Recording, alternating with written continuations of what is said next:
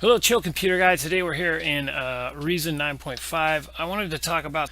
I made a video about a week and a half ago discussing the release of Reason 10, and it got quite a bit of comments, both good and bad. So I figured what I would do is a screencast, kind of like expressing some of the things. I kind of wrote down a list here. But I figured a screencast would be the best way to really kind of express some of the things I'm talking about here. So when you open Reason, I have the dark theme. There's a dark theme, a blue theme, and then the original theme here. This is the dark theme right here. Very nice look. I really like this. But if you go up here, you can see that, it's in the sequencer, and it carries over into the browser. It's in the browser and everything, so you got the nice. So it's not like you can't put it around, It's in the browser, it's in the sequencer, and then you go up into the master section, and it's just, and it's just not there, So it's kind of like, I love it in the browser, and I love it in the sequencer, but the browser and the sequencer are great, but as far as like the mix channels in the mixer, it like doesn't carry over. It just seems so weird, so half done, The darker theme, I really like it, but it just seems like it isn't kind of carried over, you know what I mean? It just seems like, well, this is grayscale and dark down here, but as far as the rack and the mixer, it doesn't really carry over as much. Another thing is, I'm going to go ahead and create a mix channel. This is this bright orange, it's called Tangerine. Every single time I'm in Reason and I start to just build a song, I like to build from scratch. I create a mix channel and I have to instantly right click and put this to bright gray, or every single time, I've gotten in the habit of doing it once and then just duplicating this out, that way I don't have to worry about it. And then when I go here, I have my mix channels ready to go, But then if I add an instrument, I'm in the same predicament. Let's say I add a fucking Thor down here, right?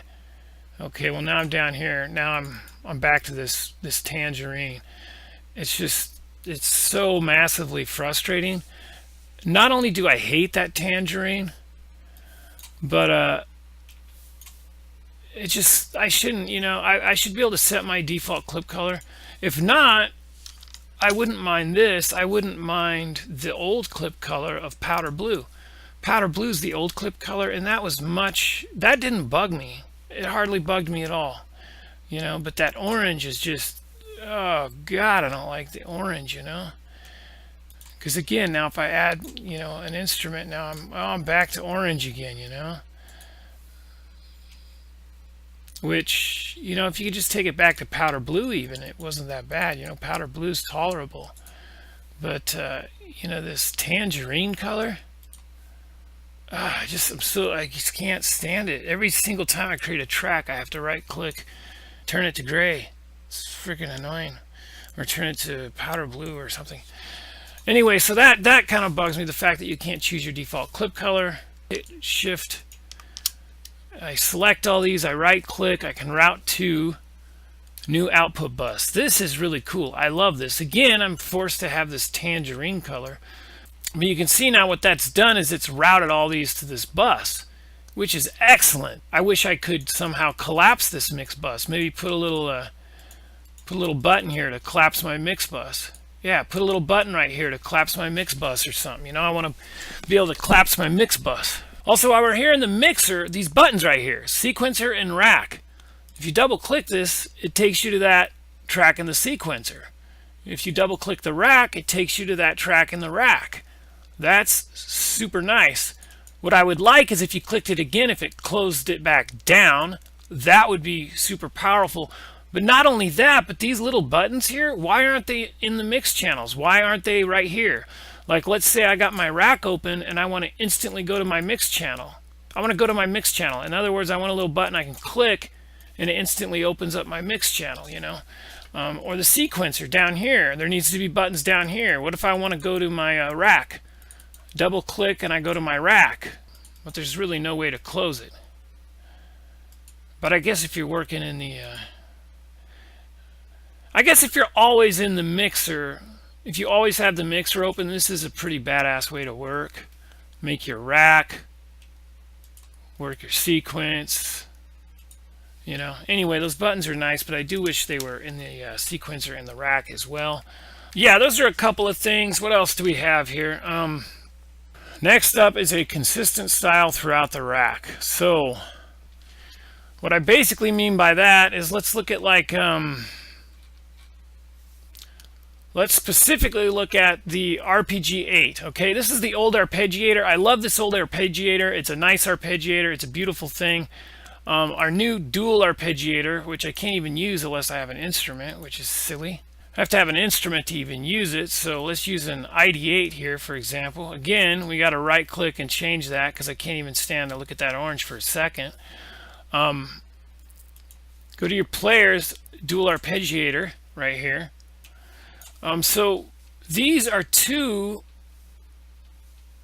or 3 of the same instruments, but the style is definitively different. It's not like the biggest deal, but it just, like, I like this old, like old rustic, kind of like a rusty old thing, you know. And then you have, like, you know, same with the ID8. This is rusty. It has screws and shit in it. You know, it looks like an actual rack device. But then you have this. This is like a, you know, it's just weird. It looks like a fucking toy. It's just so, like, the old arpeggiator and the new arpeggiator, like, I know it's different times or whatever, but I really do enjoy the look of some of the old stuff. Like this Matrix, like these two, the fact that these kind of like match and they're both that same old style, I really dig that old style. You know, even if you start to look at, you know, Redrum even has that same kind of old kind of style. You know, I actually really like the Redrum. The only issue I have with the Redrum, actually, yeah, the only problem I have with the Redrum is that it's so tiny.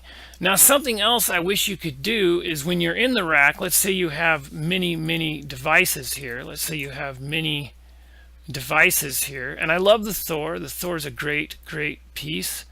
And the NNXT even has its place. Yeah, let's say you're in the rack here. What would be nice is if there was a way to actually select your rack. In other words, let's say maybe an icon or something. I click here and this whole center rack here magnifies and pushes out towards me so I can see it very clearly. And then maybe be able to click over to here and have this kind of zoom out in the middle. Basically make the rack almost like a carousel, if you will. If you can visualize it, visualize like a carousel. Like, so if this is 100% scale, make this like 150% scale. So it's much bigger. Not only would that make it when you're on a 1440 monitor, it would make it a lot easier to see these buttons to actually work and stuff. That same logic would be nice also with the mixer. Kind of magnifies out. That's something with the rack and the mixer that I think would be. Another thing is foldable MIDI lanes, like right here. Like in a lot of DAWs, let's say I put some notes in here. I have the option to fold this down and to collapse this MIDI. Basically collapse the piano roll down to just the notes being used. And you know, a lot of other DAWs do have this option, but it's a super powerful option that I'd love to see in Propellerhead Reason. Look at all this orange. Oh, that orange is so terrible, it makes me not want to work. Yeah, that orange is bad. Can't stand it. Go away, orange. What else? Let's check this out here. What else do I got here? Curved automation, that'd be pretty sweet. Oh, make every mix channel a combinator. Okay, here's a biggie. This is a biggie. Let's go ahead and delete all this. Let's just delete everything out of here. Shift, click all that. Hit delete. See ya. Okay, let's go to a combinator. Here's a combinator, right? Okay, and then it's automatically routed to a very ugly mix channel that we got to change the color of right away. Let's just go back to powder blue. What the heck, I can do that. Now if I unfold these, you'll start to notice that they look kind of the same. They're very much the same. Now the combinator has rotaries, has buttons, has a programmer, Okay, you can save it. You can save it as a patch. Well, let's look at the mix channel. The mix channel has 4 rotaries, 4 buttons. Is that a programmer? Yeah, that's a programmer. Like if I put stuff into here, let's say I throw an echo in here, it shows up right here, and I can actually, assign these rotaries and assign the buttons. Like, really, there's very little difference between these two other than the fact that the combinator can receive notes. You know what I mean? It can receive notes, which makes it very powerful. But for some reason, whenever I use a combinator and then I route it to a mix channel, it just seems like there's some redundancy going on there. Like they're very, very similar units. It just doesn't seem like it's the most efficient way to do things. Maybe what you could do is have a mix channel for audio and a mix channel for MIDI. Okay? And the mix channel for MIDI would basically be your combinator. Like there's no difference, that would really help out with some redundancy issues that I feel, So that's kind of a biggie. Oh, here's another biggie. I'm going to hit groove. Look at this. Look at this old-fashioned regroove mixer. Hey, it matches these bright white mix channels, doesn't it? Okay, let's forget about those. Look at this regroove mixer. This regroove mixer is the best in any DAW, hands down. This regroove mixer is a staple of Reason. This regroove mixer keeps me jamming in Reason. This is probably my top 3 favorite things in Reason. But guess what? This thing needs like an overhaul. I'm fine with it functionally. If you just made this whole bottom section maybe gray, have it actually work with the rest of this theme. Like, tell me, like, opening this up and having it look like that, tell me that's not an unfinished thing. When you got all this screen real estate over here, and the craziest thing is if you hit the F8 panel, you have a regroove mixer, and then you have your regroove settings right up here, like floating on a panel when you have all this screen real estate down here. Like, at least the groove settings should be down here, at least the groove settings should be down there. And I also think that the tool window should be down there.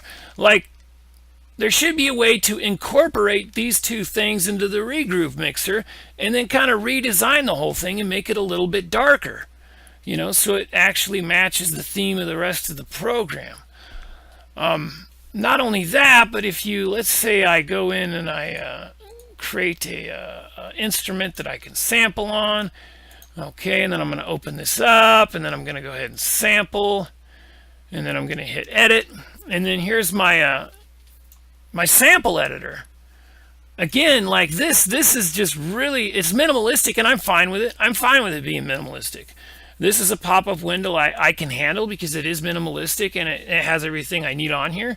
But the whole idea of maybe modernizing this panel, or maybe even making it the darker theme, or maybe even yet incorporating it into all this screen real estate down here, or into the browser, I would be fine if the browser had multiple tabs.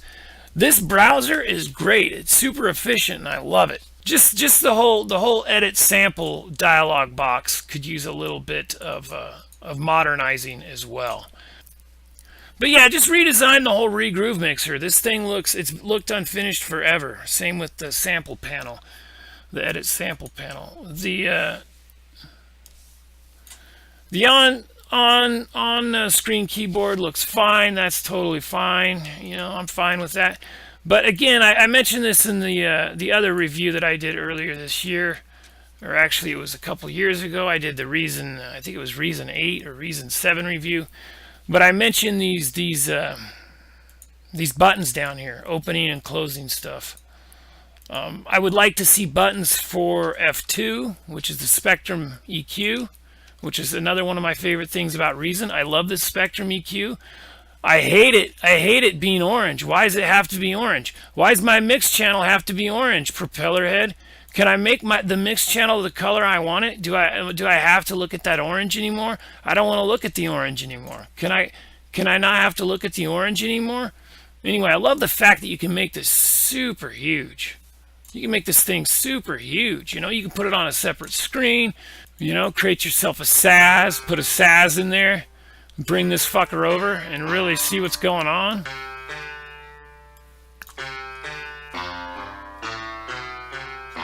EQ on, you have a high and low pass filter right there. You can instantly start EQing shit.